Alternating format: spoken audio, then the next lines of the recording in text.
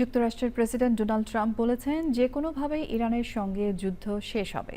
রাশিয়ার সেন্ট পিটার্সবার্গে আন্তর্জাতিক অর্থনৈতিক ফোরামে প্রেসিডেন্ট ভ্লাদিমির পুতিন আশা প্রকাশ করে বলেন, ইরানের সঙ্গে যুদ্ধবিরতি স্থায়ী হবে এবং এমন একটি চুক্তি হবে যা দীর্ঘস্থায়ী শান্তি নিশ্চিত করবে। চলমান যুদ্ধবিরতির মধ্যেই যুক্তরাষ্ট্র ইরানে পাল্টাপাল্টি হামলার ঘটনা ঘটেছে।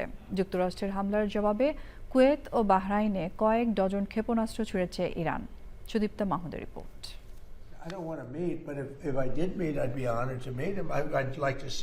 মার্কিন প্রেসিডেন্ট জানিয়েছেন, ইরানের সর্বোচ্চ নেতা মোস্তফা আলী খামেনির সঙ্গে বৈঠক হলে তিনি সম্মানিত বোধ করবেন।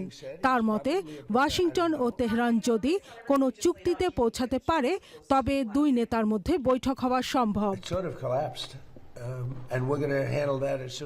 শুক্রবার ইরানের দক্ষিণাঞ্চলের রাডার স্থাপনায় হামলা চালানোর দাবি করেছে মার্কিন সেনাবাহিনী।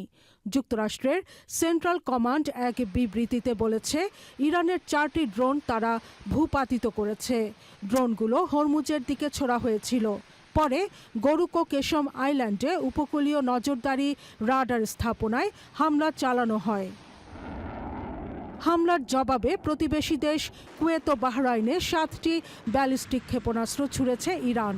যুক্তরাষ্ট্রের দাবি, ক্ষেপণাস্ত্র ছোড়ার মুহূর্তেই সেগুলো ভূপাতিত করা হয়েছে।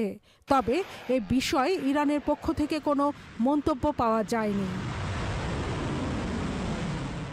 ইরানের পররাষ্ট্রমন্ত্রী আব্বাস আরাকচি টিভি চ্যানেল আল মায়াদিনকে দেওয়া এক সাক্ষাৎকারে বলেছেন, যুক্তরাষ্ট্রের সঙ্গে তেহরানের যোগাযোগ বিচ্ছিন্ন হয়নি। আবার গত কয়েকদিন ধরে আলোচনায় কোনো অগ্রগতিও নেই। উভয় পক্ষই খসড়াগুলো নিয়ে কাজ করছে। সংবাদ মাধ্যম এনবিসি নিউজকে দেওয়া এক সাক্ষাৎকারে ডোনাল্ড ট্রাম্প দাবি করেছেন, তেহরানের কাছে এখনো তাদের মোট ক্ষেপণাস্ত্রের 21 থেকে 22% অবশিষ্ট রয়েছে। ইরানের ইসলামী বিপ্লবী গার্ড কোরের শীর্ষ কমান্ডার ইসমাইল কানি বলেছেন, ইসরায়েলকে অবশ্যই দক্ষিণ লেবানন থেকে পুরোপুরি সরে যেতে হবে। Sudipta Mahmud, channel I.